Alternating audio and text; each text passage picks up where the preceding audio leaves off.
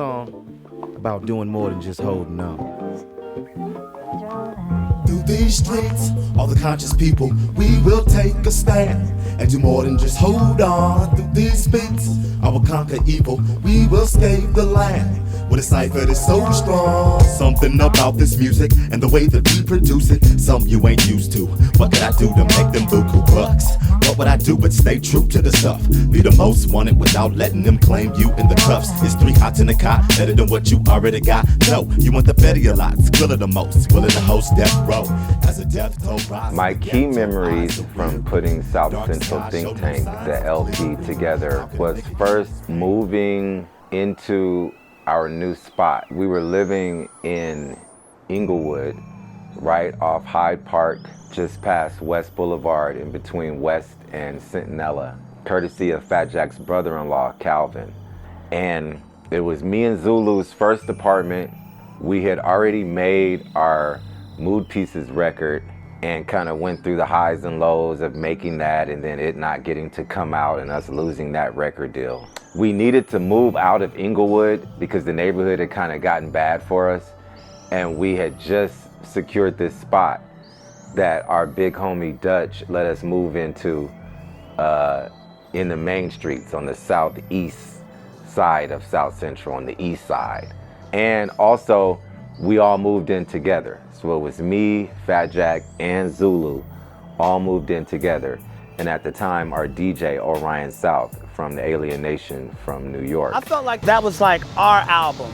Like, it came from us. Like, you know, because it was kind of like a transition from the whole Grand Royal thing. We were just all together like a brotherhood, you know. Well, we were like family, so it was like a music family, you know, so it was the best time of my life, you know, at the time, you know, believe it or not. It was just a great time in the music, you know, in the music business. It was us. It was really a great representation of what we was trying to do for the art.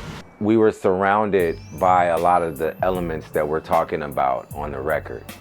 And just in general, kind of more of a street element, but it was good because we were able to kind of bring a light in the hood.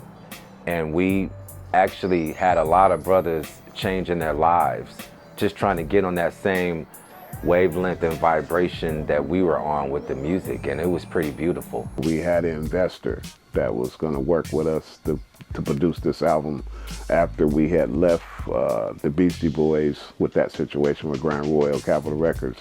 We were now going to be independent. We were signed to a major. Then after that, we decided to put out our own product and put it out underground, which everybody was doing at that time. That was the thing to do.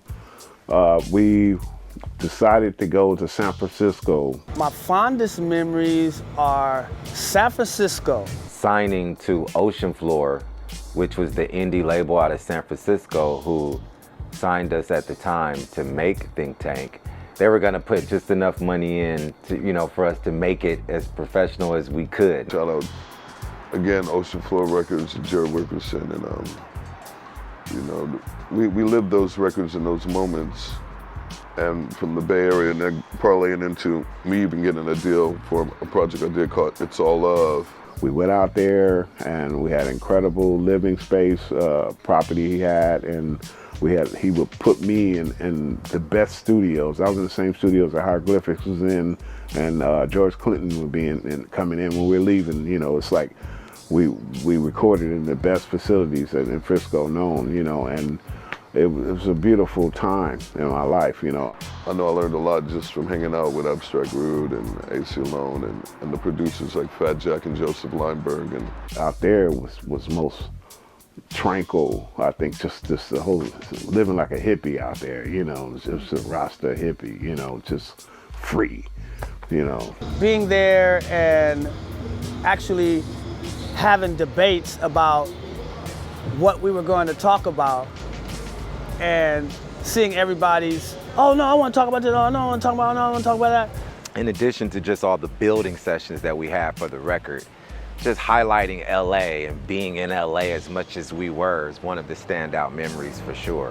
You know, it's just unbelievable, you know, just smoking the best herb, you know, eating the best food, you know, beautiful women around, and it was just a just a dope situation to be in. Because I had business going here and there. I had 2 brand new born kids, and so I couldn't be gone that long. But I also had a studio here in South Central too. Fat Jack being a young father, you know, and us fighting for him to show up for his boys in that way, and his family. I had to work. I had projects I was doing here for groups here, and then I had to go out there and I was doing stuff out there. The transitions that he was going through and how we were standing tall for him and how that gave everything purpose, you know? The vibrations among all of us as brothers while we were in that house over off 85th Street in between Main and Broadway, it's just one of building every day. You could even hear us on the record on some of the background tracks, just building every day.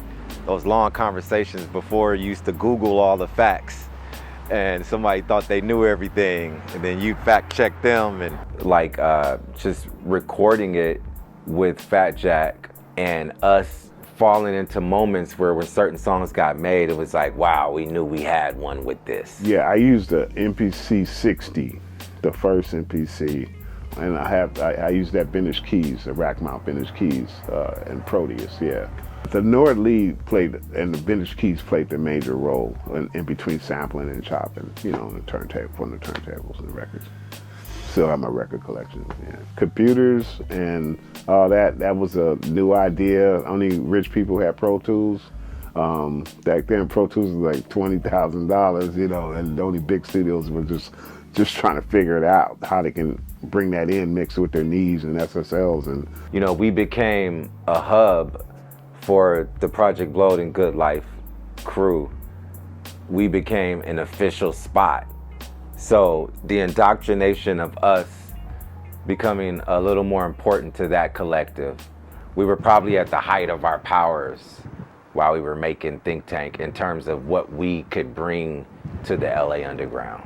Right now we are in beautiful Leimart Park, which is the hub of the Crenshaw Black Arts District, the Leimart Park Black Arts Village, and right behind me is Kaos Network, home of Project Blowed, home of iFresh, home of Funky Circle by the LA Breakers. So a lot of movements. Our elder Ben Caldwell, the owner and operator of Kaos Network, which is the facility where we've done Project Blowed for the last 30 years, after 5 or 6 years at The Good Life. For you to be a photographer and a filmmaker, right? Yeah, that's really how I met you guys, really, because of Janie and B. Hall called me and was begging me to work with you guys because you were getting a little bit wild in the parking lot in front of The Good Life. And that energy, when it first showed up here, it traumatized all the jazz people, I must say. Right, exactly. So, because they sent, 1 year into the Blowed coming, they sent 250 cops on us. And it was that it was brought out by the neighborhood, including Fifth Street Dicks and all of them brought, because they thought that what I was doing is bringing in a negative element, and it isn't jazz. His stick-to-itiveness and his resolve in continuing to provide and hold space for us to be able to grow and express ourselves and put our energy in the right place also empowered us to tell the story of what was going on around there. In the neighborhood, being in South Central at the time where we were living on the east side, it just made everything stand out so much more as like, okay, we need to tell this story. We need to tell the story of the neighborhoods, of the brothers in Leimart Park, of how we have our own circle or square within that circle, you know what I mean? We have our own circle within that square. The scene here today is a lot different, but still a lot the same. The park looks completely different. A lot of these trees are newly planted. There was not a gate around the park like it is now. Back then, 5th Street Dicks existed right where the second part of Kaos is now. So peace be upon Richard Fulton, a legendary owner and operator of 5th Street Dicks Jazz Cafe. You'd see men outside playing chess from here. even at this time of day. A little bit of the things, the cultural things that made this place for us what it was back in the 90s have changed. But what still remains the same is the spirit of black art. So right here at Kaos Network on this fateful stage is where it all went down. We used to project videos up here. We had no censorship, even though we still encouraged you to use your mind. We didn't want to segregate against anyone, even though we acknowledged that we're doing black arts. And boy, we put some of the most talented MCs that still exists right now and grew to be so important to so many fans around the world right off this stage. I did the site study with these young guys as they were coming out of high school, so I could really understand the genesis of our music and how that music could get us out of the conundrum that we're in of not controlling our money. It's a multi-billion-dollar business that we've allowed other people to do. Ben was the first one he has more footage on us inside this place than anyone, because he always had the camera. He asked me to describe this place and kind of contextualize this place. So I was going into all the different things that it was. It's like a sanctuary, it's a meeting of the mind, a safe haven away from the police, who had a thin blue line policy at the time. And then I said, it's a think tank. Think tank meaning this place where we sought to create a council of great minds to articulate the struggles that we were trying to talk about, manifest, or open people up to that wasn't so adverse to gangbanging. And I saw that, I played back, and I went, oh, that's cool. I'm gonna name the album. So that's one of, oh, wow. He asked me, what's the standout moment while I'm making the record? You know, from this place. I'll tell you one, the name. How about that? The think tank, wow. right on his camera, filming me. You know what I mean? So there you go. Yeah, no, it's fun. It was fun, especially with this group of guys. I've been with them for 30 plus years, and then AC, I'm even longer. The mic discussed, I got the 18. What you mean? Phase 1 on the mic, on the dream, floating on the clouds. Keep it loud. I smoke loud, make it loud. Yeah. First I thought pink rock off was good as shit, but then I heard it wasn't good as shit. I had to take it out my cabinet, and I ain't having it. Like I said, every time I rap, it's like a magic trick. David laying off their head again. Here I go, I could just walk with an ink stain, and it turns into a word I didn't know was there. Didn't know what come out of the brain underneath my hair, attached to my skull. Now here I go again, it's never dull. Take another pull at a joint and rock it. Rock this funky joint, space these sprockets. So you can call me Elroy, B-boy. I'm the real McCoy. I'm chalk that all over like that. Yo, hold on. Eljoy. Make some noise for Abstract Rude. We are not done, man. We still getting down, man. We just warming up the mic. That's Abstract Rude. That's 18. That's Haiku D'Etat. Freestyle Fellowship in the building. Project Blow. What are your favorite songs on the South Central Thynk Taynk album? Ooh, it's always weird when you ask a parent what are his or her favorite children. I heard Prince say that. They all have purpose. That's one thing. The music we make is living a life of purpose in every song. So that's important to note. But with that said, certain ones that really stand out, you know, I'll start with Front Row.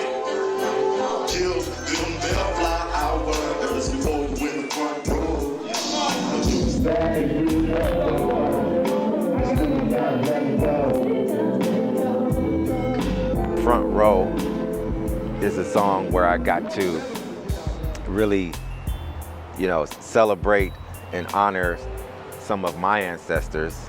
So great-grandparents and grandparents who've passed, and just saying to the younger generation in my family, let's give them their flowers and honor them and appreciate them while they're here before we're, you know, at one of their funerals. A lot of people are using the saying now, give them their flowers, or we're gonna give him his or her flowers, or giving them flowers.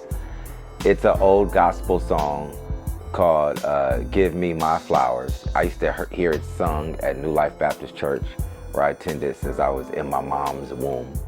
Also, something that was coined by Ice Cube, he has a song, Dead Homies, I think, in which he goes, "'Cause nobody really ever know when it's gonna be their family on the front row. So I take everything slow, go with the flow, shut my motherfucking mouth if I don't know word, 'cause that's what Pops told me, but I wish he would've said it to my dead homies." Now there was a film made by Billy Goods, I think was his name. He made a film called Dead Homies back in the 90s. He licensed the song from me because he knew and he could hear what I was doing with it. And that song is in that film during like a casket scene with the Bloods putting their red rag down, and you hear that song being heard. So it's the sentiment of like gang life in South Central. People are dying. Yeah, we grew up with all that. Let's love each other now instead of waiting, you know, until we're gone too soon. My hook, give them their flowers before you in the front row, or you'll be sad and grieved they're gone, but still you gotta let them go. That's forever. That's forever, right? I would think Them That's God. That's because Abstract touched on some personal stuff on there that I didn't ever think he would share with the public, and how we know about each other's lives. And I thought it was a real touching song about his mother and father and his family, you know. Them That's God. That was real personal to me, you know, because I'm speaking on like moms and pops and kind of like forgiving them. It was very cathartic for me, you know, coming from a broken home and being a product of that. Writing that song felt like, you know, exercising some inner demons, so to speak.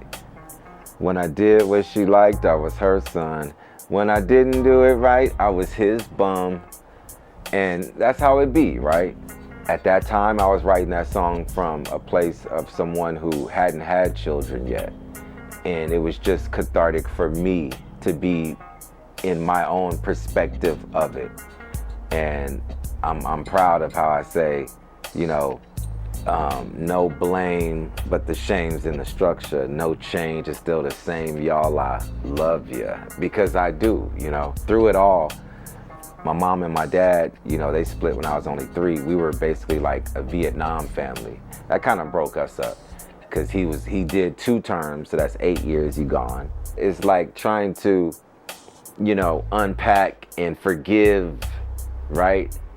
And lend to your higher self of like healing from whatever growing up trauma that we all most certainly go through in our own way. I was once at Universal City with my daughter, and this essay who was all tatted up, I'm talking about jail tatted, and he had tats everywhere, all over his head, face, all 360, every finger, like, oh, this boy's done some time. He had tears, tattoo tears, everything. And like, we were walking to our car, he seen me, and he's like, hey, and I'm like, what? Then he starts running like this. And I'm like, oh shit, Aaliyah, get behind the car. It's on with this dude, I don't know what's up. And then he came up and he was like, man. And I'm like, I'm not gonna lie, I'm like, I'm not showing that I'm shook, but I'm like, damn, why right now with my kid? But I'm like, fuck it, if it's on, nigga, like, what?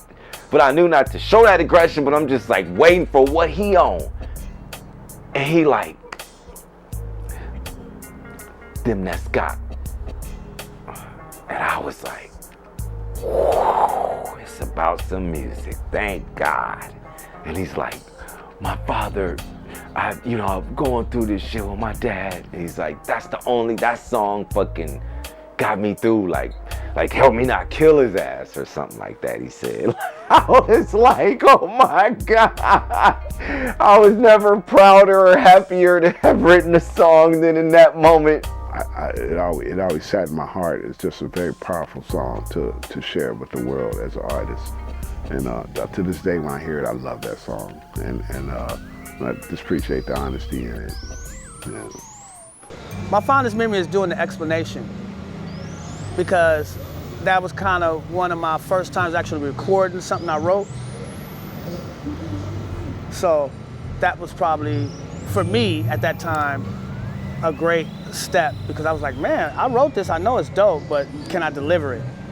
And Fat Jack and Ab and all the brothers in the studio, they clown me for days, but I got it done.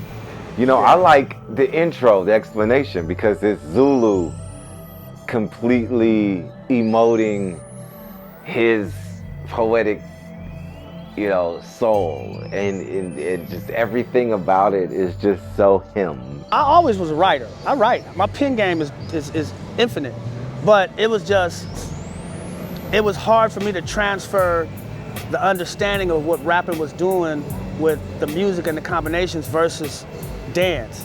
Dance was more or less like I can set the patterns. I can slow something down. I can stretch it. I can speed it up.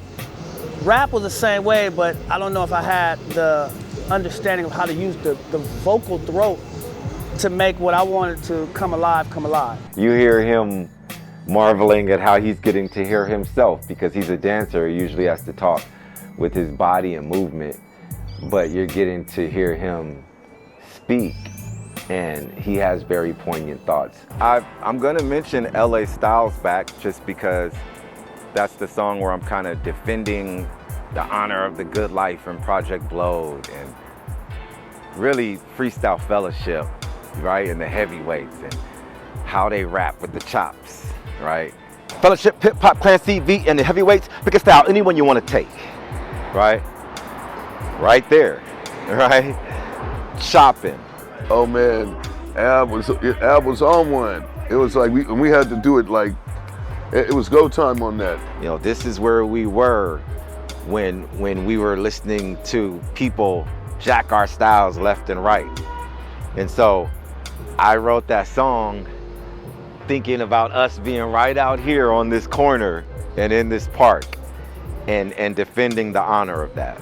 Because he's always been adamant about us protecting our styles, our patent, our shit, you know what I mean? Because he can see formulaically, he's a numbers guy, so you can see directly how it affects our livelihood, whether we want to admit it or not.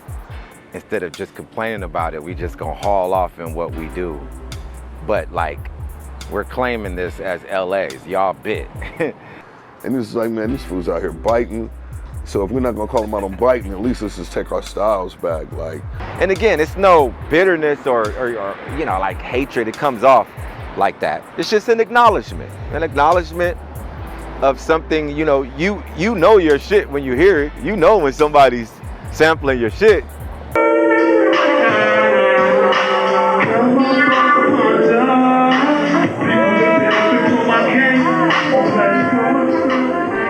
Where the styles came from and where the styles have progressed from, because people don't know, and people do want to know. There's a department, a contingent of the fan base that wants to know, like any other subject matter, where this should come from. They always say there's nothing new under the sun, but that was the first one that did it under the sun, you know, and that was us in regard to our brand of hip hop and our approach and the way we were hearing it, period. That's why in the song LA Styles Back, I go, you know we've been sampled. You better know it's, look at all these underground tapes. You know we've been sampled. You better know it's gonna be handled, really though. Toe to toe, flow for flow, you turned out, burnt out like candles. Cause even though they try, right, the replicas are usually never as good as the original version. So he was just like, man, let's do that. I have to say what Micah will never say, cause he's too humble. He'll say it in some raps. He'll say it in the freestyle. He'll say it like at the Good Life, but on the world stage, he's like, no, I want to be dignified. And I was like, fuck that. Yeah. They fighting. Yeah. Yeah. It's like they bit you. That's what I was saying with that song. Watch us do it live. Watch us, you know what I mean? Come and watch us, and you'll see who invented it. You'll see who put it down first. I like to think I added some cool wrinkles. I put more melodics. I put a little bit more soul. The Motown, you know, neo soul. that's what I put into it through my gospel background and things like that. And I knew I had to chop. At first, I didn't chop so much, but you can't hang around this crew and not know how to chop. So I had to get my chops up. I was having fun with the guys, you know what I mean? It was like an unofficial heavyweight rounds to me. Because we have a series of songs called heavyweight rounds, 1, 2, 3, 4, 5, I don't know which one we're up to now, but at the same time, it was like, we're taking it back though. We're taking them back, so. To come into a culture and be so influenced by all the greats, you know, the Rakims, the Big Daddy Kanes, and KRS Ones, and Run DMCs, and LL Cool J's, and then actually have somebody regard you in the same way by being inspired and sampling and using some of your, we know how they must feel now, and that is hip hop. You have to pay it forward. You have to push it on to the next generation. I got a story to tell you, just reminded me. Okay, check this out. We're in a limo. This is at a club Daddy Cab from had, and Eagle Rock. And we're in a limo chilling. It's me, Abstract, and 2 other guys, and Supernatural was with us. And we're in a limo, and Peace from Freestyle Fellowship, he disrespected these cholos that were at the front before the gate, before where the limo was parked in the little alley part. And this is their hood. These are real gangbangers. So they approached the window. I guess when he got in the car with us, he had disrespected them and said something to them they didn't like. And they didn't know who we were in the car. And they tapped on the windows with their guns. It was like, yo, what's up? Y'all need to get out of here. Y'all can't come in our hood and disrespect us. But make a long story short, they was going to kill us. And we were in there, it's like we in a coffin. Like, man, what we going to do? So we opened the sunroof. And we was like, hey, we're musicians. We're not, you know, we're not gangbangers. We're rappers and producers. And we started shouting out names.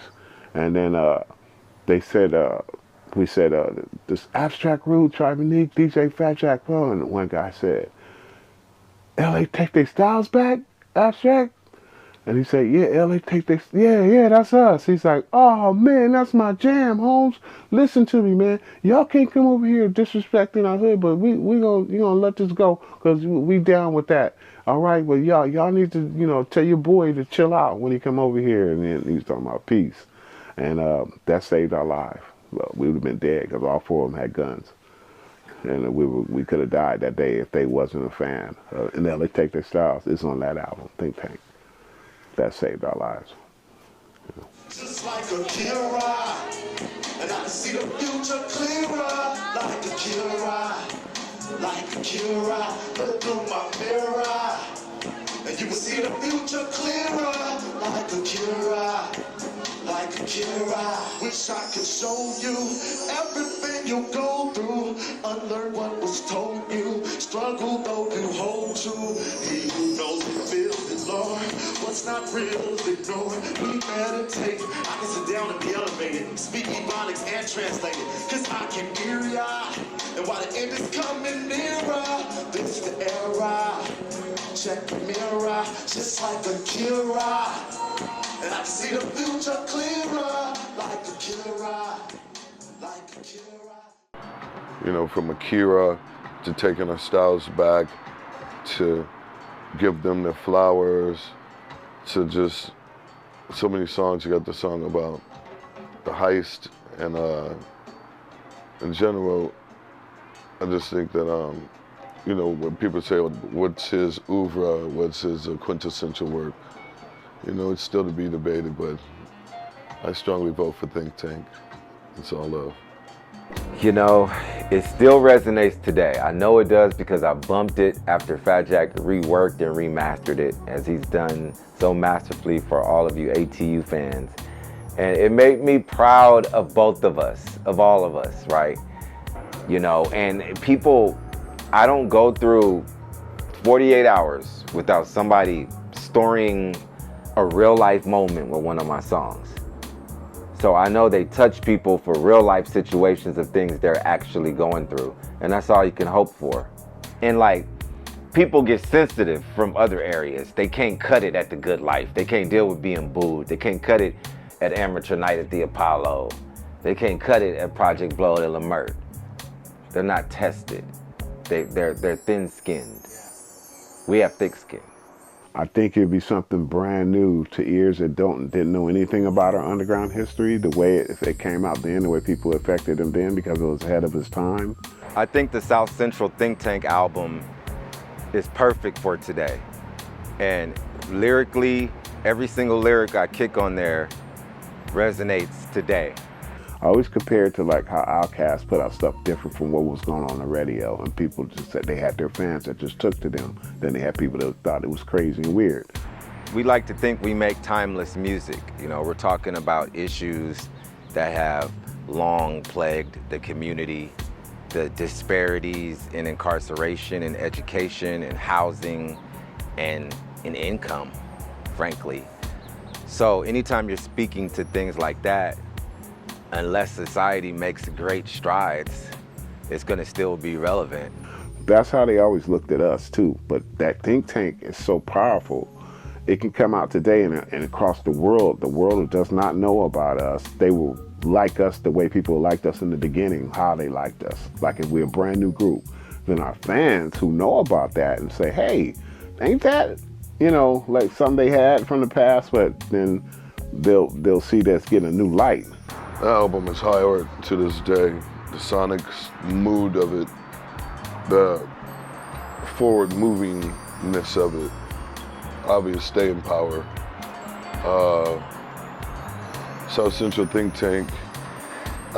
Most of, if not all of Ab's work, you know, that I herald and truly love and respect. We weren't doing what everybody else was doing. We were just doing what we were doing. And we're all individuals, a very creative crew. I mean, each one of us brung something to the table, very powerful. You have basically, not to call myself a genius, but all of us are geniuses working together. And what you get is a powerful force of music when something like that. The solution-based lyrics that I tried to kick and the alternative decision-making is still very relevant if you listen to all of the messages.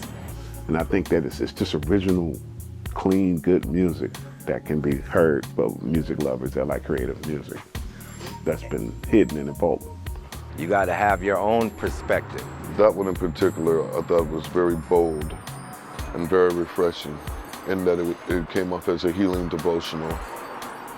It came off as stuff that helped me empower myself more to continue stretching out and using different approaches to the form and jiving my vocal leads with different forms of music and time signatures and tempos. And you know, them that's God may have, them that's not might lose.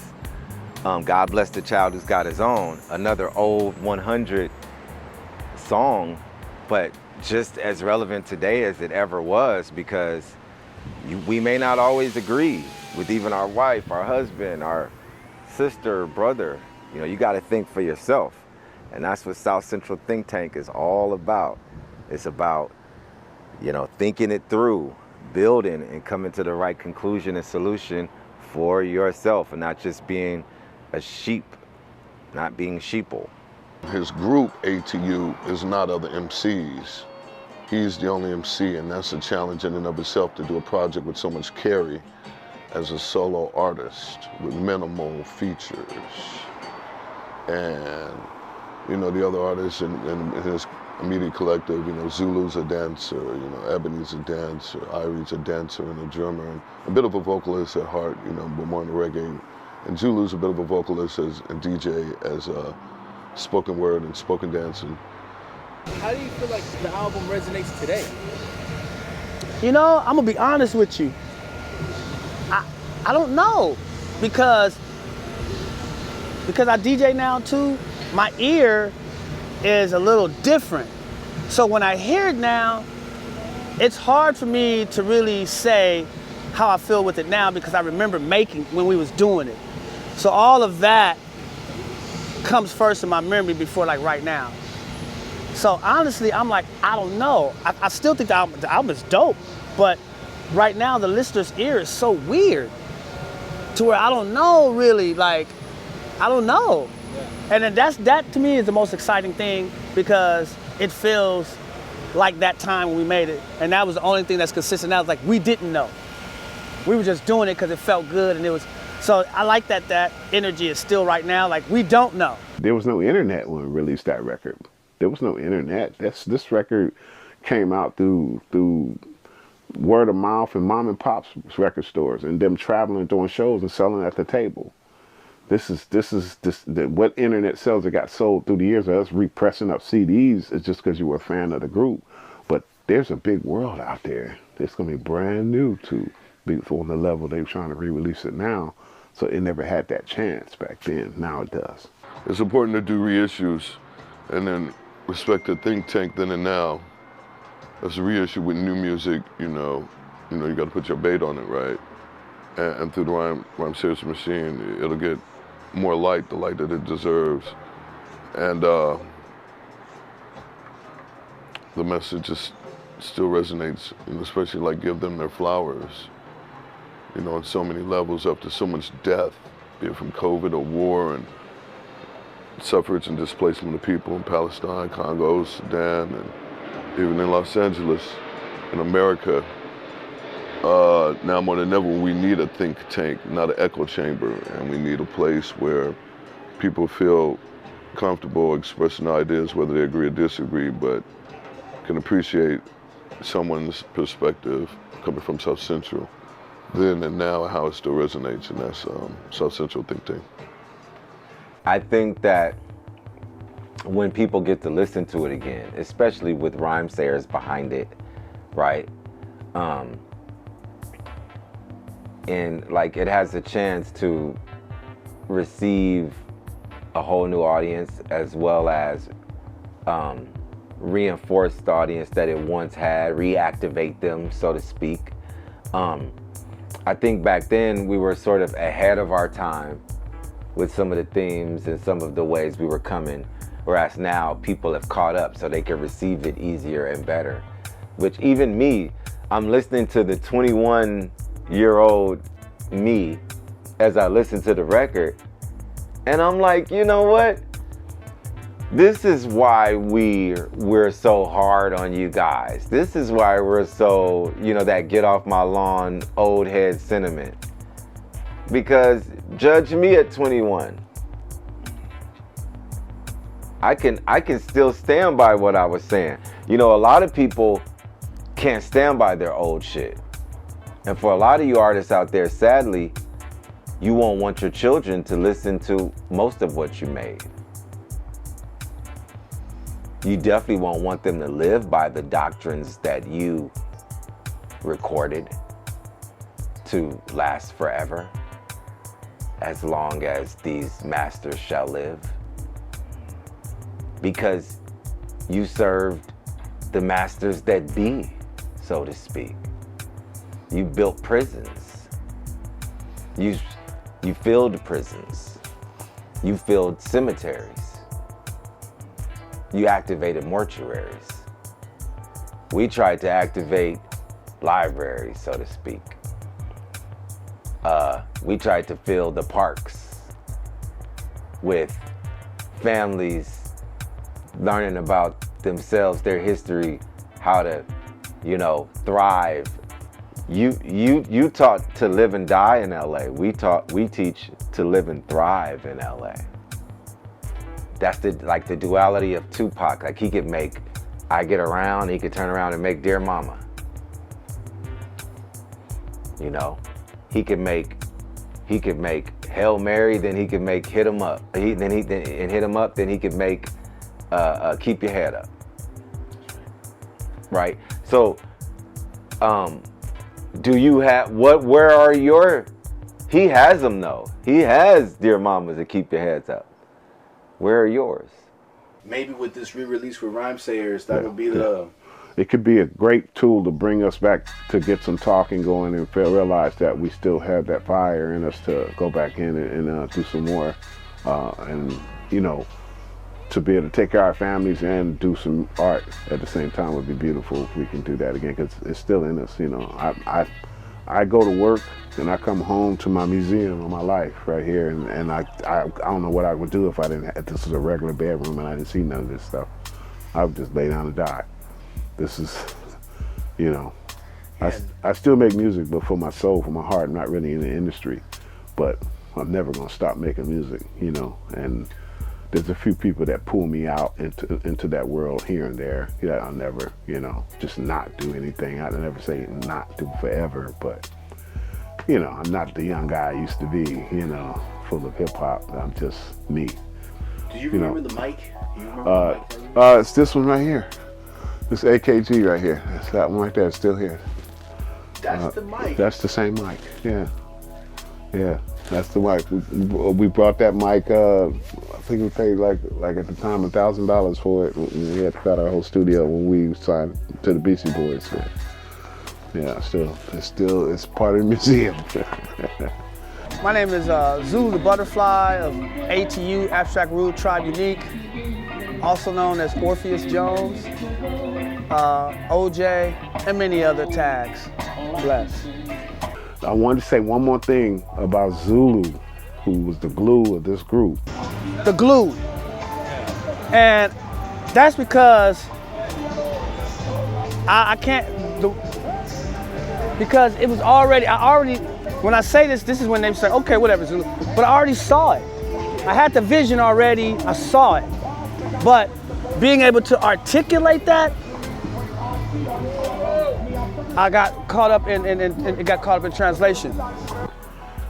He still hangs around me to this day because he's like, I'm an old man now, and he's like my information man of what's going on in the hip hop community. I'm not around every day, and he like keeps me alive. Like he sits here and he come and visit his old man, producer, big brother, you know, and just kind of this, it ain't about no music, it ain't no hip hop stuff, it's just life of just stay alive, Jim, you know, like you know, you mean a lot to us, and just, you know, and just make me happy in talking about the things we used to talk about. And when he leaves, I feel like Tribe Unique still, you know, man, you know, and like he keeps me alive like that to this day. You know, he comes, he's the only one that comes. You know what I'm saying? And keep me alive like that. You know, and that's why he's so important to me. You know. He screws the light bulb. Exactly, and he hangs around Ab too. And I don't know if he does the same for Ab, being around him, but I'm pretty sure because they still see each other and do shows and stuff. Zulu kind of bounces around. He's at everything that goes on in LA. He's still, you know, he's still active, but he does come here and spend his time with old Jack. You know what I'm saying? Which I appreciate that to the fullest. Please put that on there. Okay, respect. I will. All right. Respect, I got you. And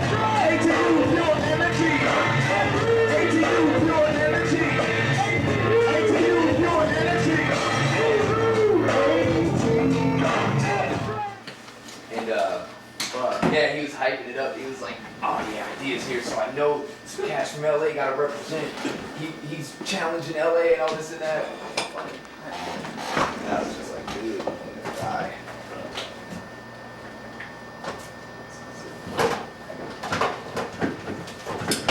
Yo, dude, did y'all see a fucking ice cream sandwich in here, dude?